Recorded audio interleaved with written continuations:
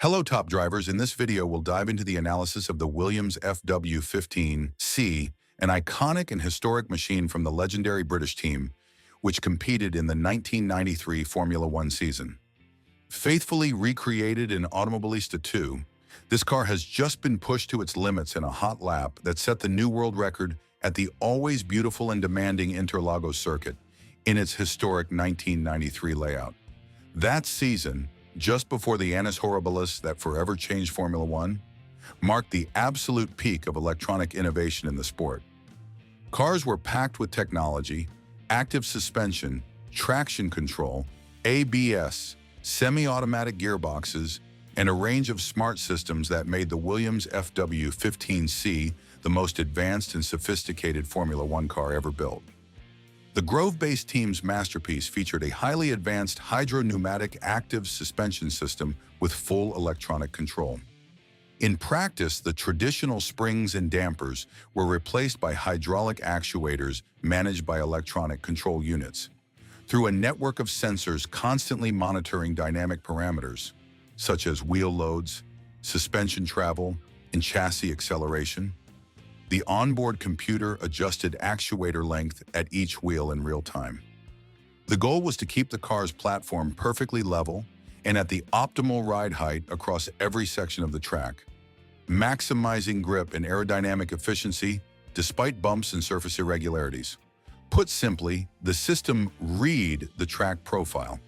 The wheels could move sharply up or down over a bump or dip, while the chassis remained as stable as possible, eliminating the pitching and jolts you'd normally get from stiffly tuned passive suspension. Williams developed a system that could be pre-programmed to account for elevation changes and bumps on the circuit, an innovation taken to the extreme in 1993.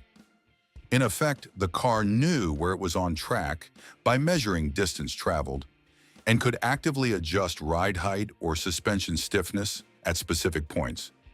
A famous example reported by Prost's race engineer, David Brown, comes from Silverstone. Prost complained that the car felt nervous through the high-speed bridge corner, today's turn 1 on the modern layout. The team programmed the active suspension to slightly raise the nose right at corner entry, then lower it again before the following bend, all automatically based on track position. This completely calmed the oversteer that unsettled Prost, improving drivability without the driver having to intervene. During free practice sessions, engineers would essentially record the circuit's details, bumps, compressions, curbs, and program the ECU to fine-tune the car's setup at those exact points. During free practice sessions, engineers would record the circuit's data, bumps, compressions, curbs, and program the ECU to alter the setup at precise points. Moreover, the Williams active suspension completely replaced conventional anti-roll bars which, in a normal car, counteract lateral roll by transferring load from one side to the other. On the FW15C, however, it was the hydraulics under computer control that generated the required roll stiffness, adjustable at will through software. The actuators on all 4 wheels could extend or compress asymmetrically in corners to keep the chassis virtually flat. Under heavy braking, acceleration, or cornering, the car didn't lean like a passive one would. Roll and pitch were virtually eliminated by the system. This absence of roll and pitch produced 2 major benefits. On one hand, responsiveness was exceptional, especially on turn-in, where the car reacted instantly without suffering from any pendulum effect. On the other, by always keeping all 4 tires in optimal contact with the ground and with the desired load, traction and grip were maximized in every phase. But the advantages weren't limited to cornering. They extended to straight-line performance as well. On a conventional F1 car, suspension setup is always a compromise.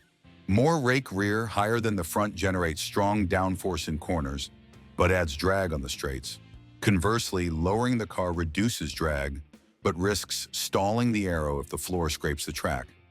The Williams FW15C, thanks to its active suspension, had the best of both worlds, capable of adjusting the car's platform in real time. On the steering wheel there was a yellow button, something like an early push to pass, or a precursor to today's DRS. When pressed, the rear end instantly dropped. This stalled the diffuser, cut down force, reduced drag, and allowed the car to accelerate faster, gaining precious kilometers per hour on the straights. Effectively, the rake flattened to zero, with the car sitting more level and the wings presenting less angle to the airflow. Engineers discovered almost by accident in the wind tunnel that lowering the rear by just 10 millimeters significantly reduced drag. From there, the idea was weaponized for racing. Prost and Hill often used it for overtakes, just as today's drivers rely on DRS. Williams even integrated a small engine boost. When the system was active, the engine was allowed about 300 extra RPM to take full advantage of the reduced resistance. Initially, the system remained engaged until the driver deactivated it, just like we have to do in AMS2, meaning the risk of entering a corner with too little downforce. After a few scares where drivers forgot to switch it off, it was replaced with a spring-loaded button that had to be kept pressed. As soon as you released your finger, the car returned to its normal setup. It still demanded cold blood, but in the right hands it was a devastating weapon. In short, Williams' active suspension revolutionized aero management, anticipating concepts we still see today in Formula One with DRS. And once again, the team at Risa Studios nailed it. This legendary machine, available in-game as the Formula High-Tech Gen 2 Model 2, is recreated down to the smallest detail, with excellent official liveries also available online. Beyond the majestic roar of the 3.5-liter Renault V10, delivering over 700 horsepower for just 585 kilograms of weight, an absolutely brutal power-to-weight ratio of 0.83 kilograms per horsepower. The setup panel shows clearly there are no springs, no dampers, and not even anti-roll bars. This undoubtedly makes our job easier when it comes to building the setup. Not having to deal with the full mechanical side of the car is no small thing. However, we can still adjust the values of reaction speed and damping within the active suspension system. Reaction speed determines how quickly the active suspension responds to load changes and track surface variations. With higher values, the car remains immediately flat and stable, with frequent and precise corrections. With lower values, the intervention is slower and more progressive, allowing the chassis to move more freely, almost like a soft, passive suspension. Damping, on the other hand, controls how smooth those corrections are. Higher values make the suspension movements more controlled and fluid, avoiding oscillations but delivering a slightly slower response. Lower values, conversely, produce sharper, more aggressive corrections, but with the risk of bouncing and instability. In short, reaction speed sets the response speed, while damping defines the smoothness and control of that response. Together, they shape the overall character of the active suspension. And now, after this quick overview, let's move on to the setup.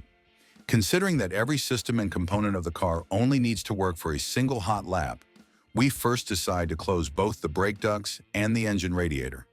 We're trading higher operating temperatures for improved aerodynamic efficiency, aiming to maximize top speed. Since we can rely on the extremely effective electronic aids, traction control and ABS, set at 5 and 4 respectively, we go for a low downforce configuration, trusting the electronics to manage traction out of Sector 2, where the low-speed corners demand special care. The brake bias is set at 57% to the front for the same reason. Turn 1 requires very heavy braking, and we need maximum stability. With the reduced rear wing, some rotation is inevitably sacrificed in favor of top speed, and this higher bias helps counter that. Tire pressures are intentionally high, ensuring the tires reach their ideal state quickly and minimizing rolling resistance along the long straights. Front camber is pushed close to its maximum, since the ultra-fast Ferradura and Laranjinha, turns 6 and 7, put the front tires under extreme load. Even if it's just for one lap, we need them to deliver peak performance in that section. Ride height is set to the minimum.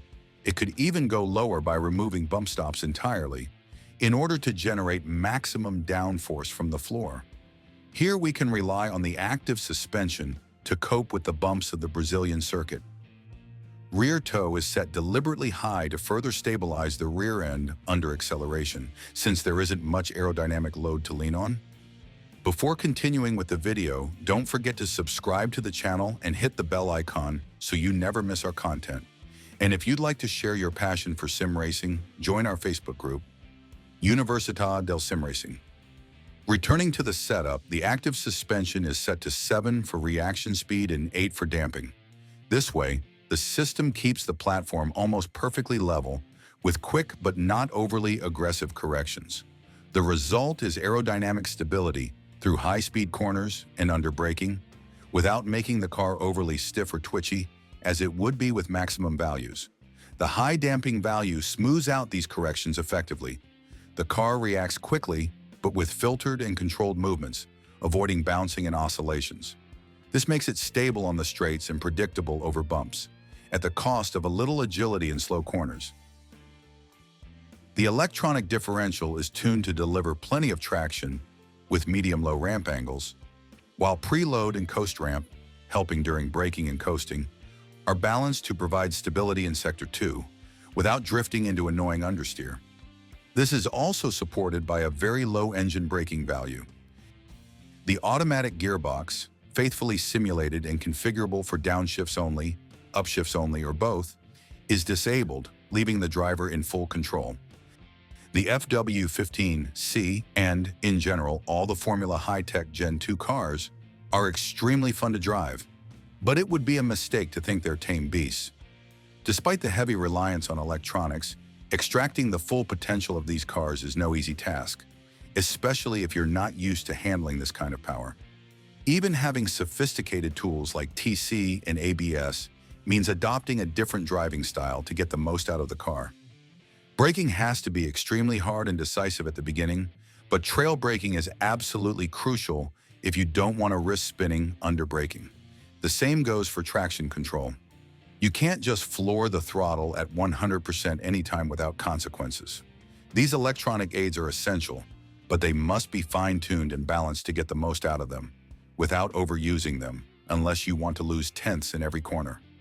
A bit of wheel spin or brake lockup is part of the package. That's why mastering proper driving techniques and interpreting the Interlagos track flawlessly is fundamental. In its 1993 configuration, the circuit is extremely demanding, especially with the total absence of asphalt runoff areas. Go beyond the curbs, and you're straight into grass or gravel. Before jumping into the hot lap, remember that in the description, you'll find both the setup screenshots and the Motec telemetry file available for free.